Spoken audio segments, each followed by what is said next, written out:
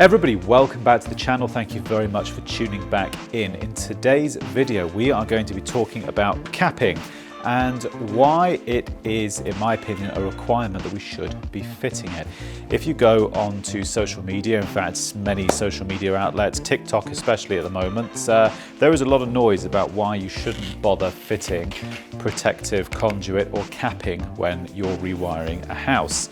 Now, I'm of the opinion that we should, and that is what we're going to be discussing today. So before we go any further, get a cup of tea, beer, crisps, peanuts, whatever it is, sit back, relax, and enjoy the show. Now, before we get into the video, if you like what you're seeing, please hit subscribe and give us a like as well, because it really does make a difference to us. So, first things first. We're going to look at capping and the reasons why. We're going to look at it from a few different perspectives. We're going to look at the contractor's perspective of why we can omit it. We'll look at the client's perspective and, more importantly, a legal perspective. Okay, so let's start off with the contractor. Well, we live in a world now where everything is about price. It's money, money, money, quicker, quicker, quicker, faster, faster, faster, okay? And that does have an effect on the end quality of an installation. So if you take, let's take Betty Crocker, okay, good old Betty Crocker. She's got a 3-bedroom house, she's just bought one, and she needs it rewired. Well, let's say that she rings up our faithful Schlepp and Kovac. They go in there and they have a quick look around and think, you know what, I can do this for, I don't know, 5 grand, somewhere around there. She thinks, happy days. She gets another couple of quotes, 7 grand, 8 grand. So she thinks, you know what, they were the cheapest, I'm just going to go with them. This is where half of the problems in this industry starts, because you get contractors who price jobs where they should be priced, so a 3-bed semi, I don't know, it depends how the complexity of it, 8, 9, 10, 11, 12 grand. But you get people undercutting, and we keep doing this, we keep playing this game, and eventually you get down here. You can't cut the price without cutting something material out of the job. So the fastest thing, ditch capping, save yourself a day and a half of labour easily. When you think there's 5 socket drops in every room, you've got lighting drops. If they've got wall lights as well, they need capping as well. Kitchens, bathrooms, bedrooms, all of those, lots and lots of drops. And to omit this does save you a lot of time when you think you could just take twin and earth, bash, just clip it down the wall, and Schlepp comes in behind you and plasters over it. Why fit this? Saves loads of time, doesn't it?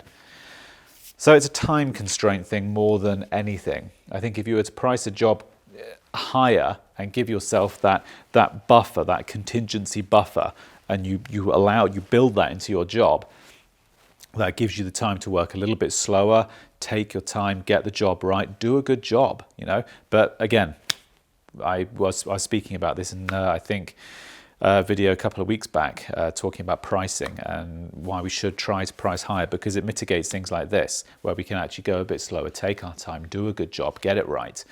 But of course, you cut costs, cut corners. So price and time are the 2 biggest things, I think, in the contractor's world for omitting capping. I can't really see any other reason why you would want to omit it. It doesn't have. When people say it's unnecessary, I reserve judgment on that. When we get down here, we'll start talking about that. But let's look at it from a client's perspective. It just looks nicer, okay? If you imagine Betty Crocker, she's got Schlepp and Kovac in, and they've done all their drops in the living room and kitchen, okay? She then, and it's human nature, every client does this. Without fail, they all do it. When you pack your tool bag up and you hop in your van and drive home, that client is going to come behind you and just have a little look in the living room and just see what you were up to all day. Lots of hammering and bashing.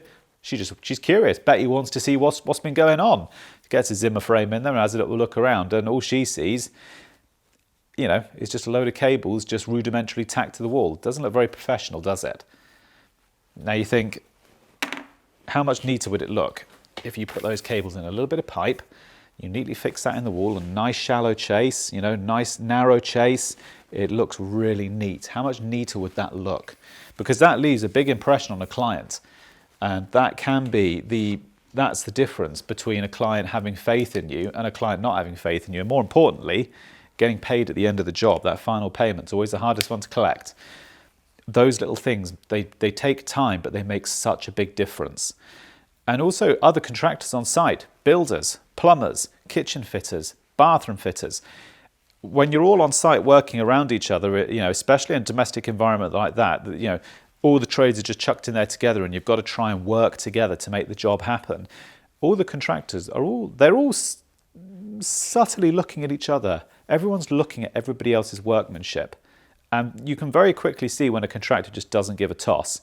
It just screams, you can see it.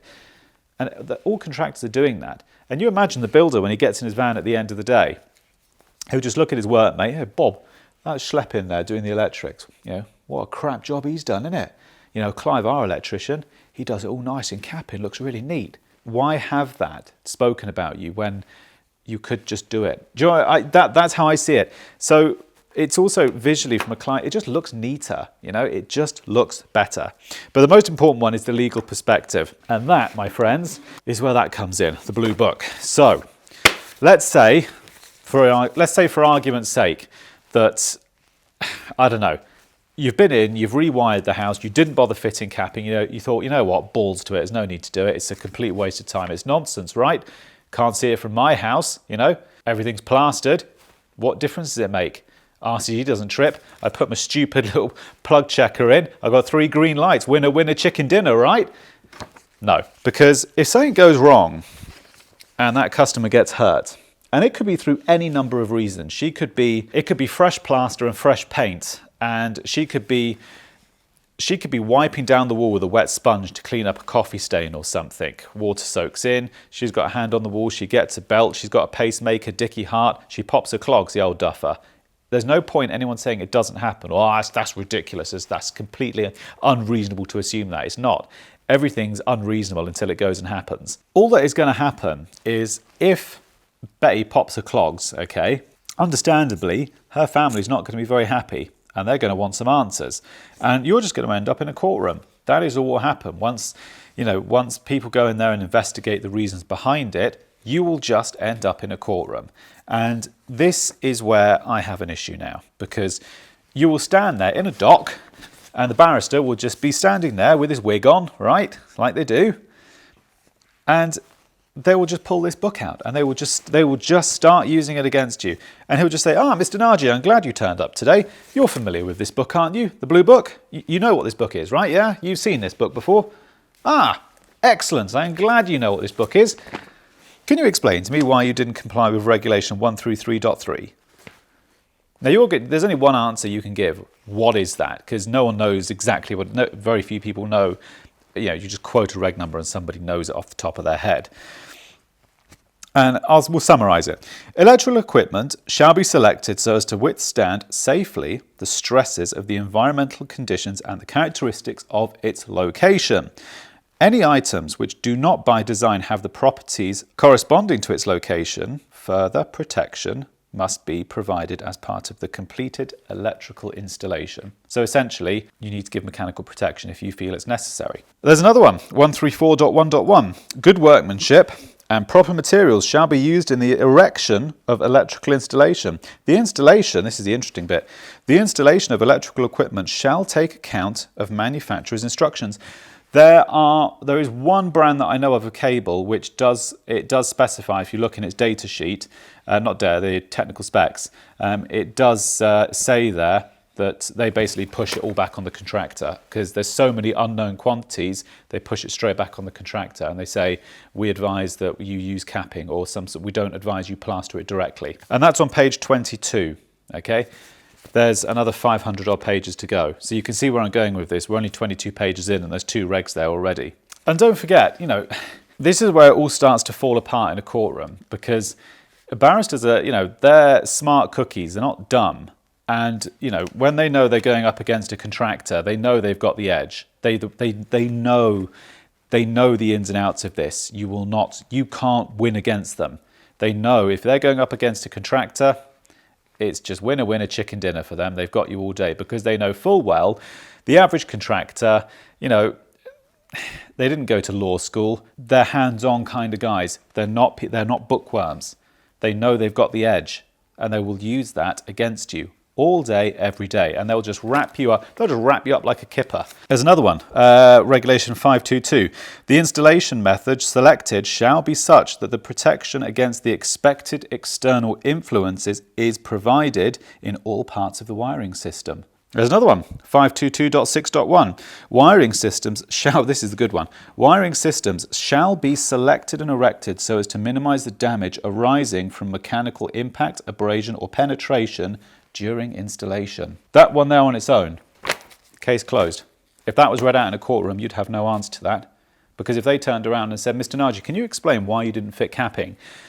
Well, yeah, I mean, old Betty there, she was on a budget. You know, it's the same reason I fitted that dual RCD board for her. She was on a budget, wasn't she? I couldn't fit RCBOs, so I didn't bother fitting capping. And she said, I said, you know, well, let's cut the costs. You know, they're just going to turn around and say, well, you've got a duty of care, haven't you? Shouldn't you still take that into consideration? Before you should be taking safety before cost. They'll just wrap you up in tape. So yeah, the bottom line is, there's more than enough regs in there that say you should be fitting it. Why can't we have this mentality of let's do better, you know, let's fit this, let's do this right, let's make sure that when we get in our van at the end of the day, the customer's going to walk in, because we know she's going to walk in, and they'll think, bloody hell, what a neat job. Wouldn't that be much nicer than just looking in and going, okay. Do you know what I mean? Why can't we just raise the bar that little bit higher and just keep doing that, and you just get to a point where everything you do is just really good because you're doing it to the best of your abilities. And that is where making an effort comes in the legal system. If you fit, let's say you don't bother fitting that capping, right? That barrister is going to look for any holes in your work, anywhere, not just in your inability to fit capping or your disregard for that. They will look at everything that you do. They will have probed every part to find anything they can get. And that is where making an effort really comes in, because if they stand there and go, they build a picture at the end of the day, that's what they're doing. They're building an image of that company and making an assessment. That's essentially all they're doing. And they'll just turn around and go, well, okay, so you fitted a dual RCD board, all right, it's okay, but that automatically shows something. You didn't bother fitting RCBOs, didn't bother fitting any surge protection, didn't bother fitting any capping. Got your electrical certificate here. There's full of clerical errors all over it. All of those little things, each one on their own isn't horrendous, but when you start putting all of those little things together, it builds a picture of that company, that contractor, and their mindset of how they think. If you walk back into that same courtroom and you put capping there and your certificate was nice and clearly laid out and all detailed, and even in the general, you know, the comments box, general condition of the installation, you put there all of your details, you put down the expiry date of the smoke alarms you just fitted, little tiny details like that all make a difference, you know, all those little things, because the barrister stands there. It's a pretty tight run company. They run a tight ship, you know, it just builds them. I'm not saying there won't be a prosecution or saying, or, you know, whatever, but it makes you look like you give a damn. And that is, when you're in a courtroom, that's the most important part of it, just making that you look like you actually care about what you do. So that's how I see it. So yeah, for those reasons, that's why I think capping should be fitted, period. There are occasions where you can't fit it or it's impractical, but that's just down to your own. There are times, like in the last job we did, we fitted it in most of the places we could, where it was reasonably practical and it was okay to do it. There were some areas it just wasn't practical, but you need to be able to demonstrate that. You know, if you can demonstrate, look, we fitted it here, here, and here. Here it would have really caused too much damage, yada, yada, yada. For that reason, we've omitted it here. You know, fine. Do your dead testing. Have something that you can back up. We didn't fit it here, but we did do dead testing. We did do this. We did do this. You know, have something that you can fire back that gives you a bit of argument. You know, that is what matters, not just saying nothing. So yeah, that is why I think it's important that we fit it. So yeah, leave your comments, feedback, thoughts below, good, bad, and different. Don't care, put it all below.